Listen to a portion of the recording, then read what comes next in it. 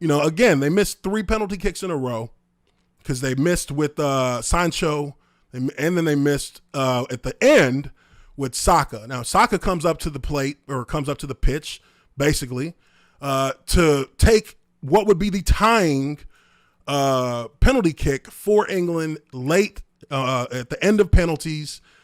And this is a 19-year-old kid. 19-year-old kid, Nigerian kid, who is literally got the entire tournament resting on his shoulders. I mean, that's immense pressure to have to deal with as a 19-year-old kid, the youngest guy on the team. You can only imagine that the goalie going up against a 19-year-old probably was able to read a little bit of read this guy's intentions a little bit more than he was able to with other players, just because as a young player, with all that pressure in that moment, it can be, you would revert mostly to your muscle memory. And he was probably giving where he was going with that ball just a little bit. And the goalie was able to read that, and because he was ready to go immediately. The goalie was on top of the kick at the moment it went off. Donnarumma. Okay, Donnarumma is the name of the goalie. But, I'm going to go through this video here. This video is from Sky Sports, and they're actually going into more of the details about just the things that have transpired since that loss from England. And look, again, somebody got to lose. I thought it was a good damn game. I for a final, that's kind of what I wanted to see, a game that comes down to the very last possible moment. And that's what it was. I was rooting for England, but they didn't win. I thought they still played a good game. I think anybody who's a fan of England, anybody who lives in England, I mean, obviously that's a galvanizing moment for the country. You should be proud of what those players went out there and did. Saka is one of the reasons why England even got to the finals to begin with. He's the one who gave a cross in their last game, I believe it was. He crossed the ball that it was such a good cross that the defense had to commit a foul in the box to stop him from getting the score, and they got the win on a penalty kick.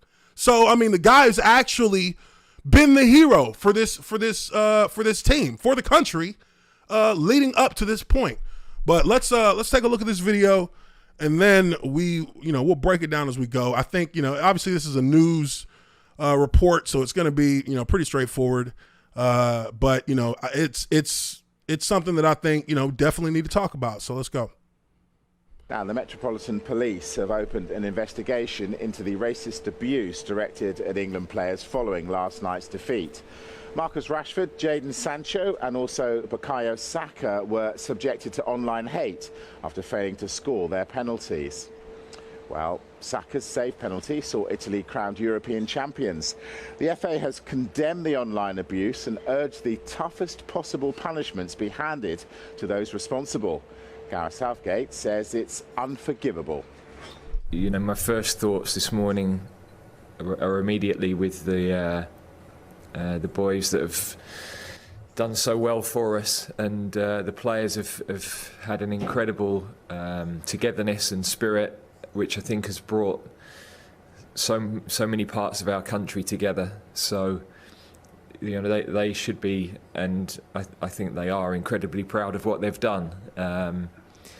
For some of them to be abused is unforgivable, really. I know a lot of that has come from abroad. The people that track those things have been able to explain that, but not all of it. And it's just not what we stand for. We I think, have been a beacon of light in bringing people together, in people being able to relate to the national team, and the national team stands for everybody. And so that togetherness has to continue, and we've shown the power our country has when it does come together and has that energy and positivity together. We felt that from the fans, and I'm incredibly proud of the players.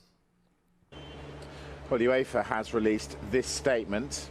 UEFA strongly condemns the disgusting racist abuse directed at several England players on social media after the Euro final, which has no place in football or society. We stand by the players and the English FA's call for the strongest possible punishments. I think it's key to take a look at some of the things that were put out there, because these were things that were put on Saka's Instagram account. And these were directly after the game. And, it's crazy. And look, don't get me wrong. We understand that there are fans who are going to talk shit when things don't go the team's way. I don't think that's ever really been an issue for athletes in general in dealing with, their fan base. I'm not about to, I'm not going to get in an argument with you. I'm not going to be mad at you. I'm not going to give it any real mind when you talk shit about how I played, or you talk shit about how we lost. But, for a 19-year-old kid who's playing as a representative of an entire country, for a 19-year-old kid who is,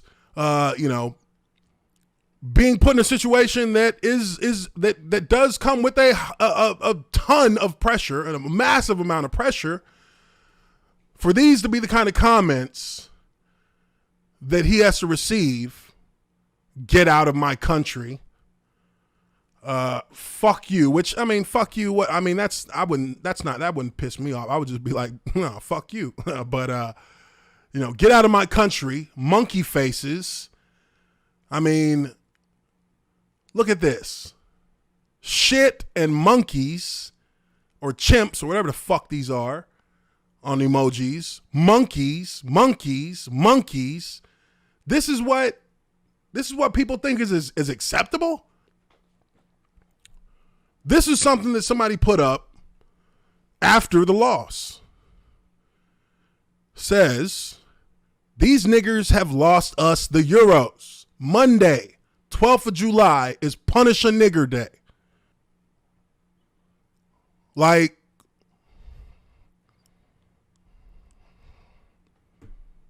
what do you say to that? What do you say to that?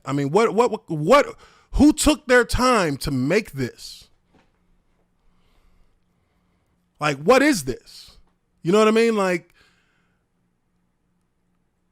that is,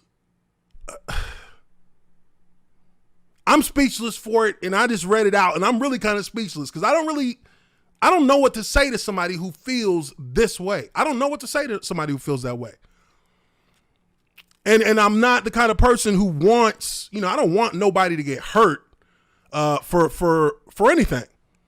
You know what I mean? I really don't. I don't ever wish for somebody to be physically hurt or attacked for anything. You know what I mean? I'm just, I don't roll that way. Like, unless somebody disrespects me and they feel like they tough enough and they want to do something, okay, well, I got my fist right here. We can go to fisticuffs. And that's where I leave it. But what do you say to somebody who really feels and puts up for the world to see about this? Like, that's crazy to me. That is crazy to me. And it's not even like, it's like directed in your face. There's not even any subliminal messaging in there. Hard ERs up and down this motherfucker. Like, I don't know what to say I don't know how to like, how do you treat somebody who feels that way because of a game? Because of a game. Not even like, it's a game.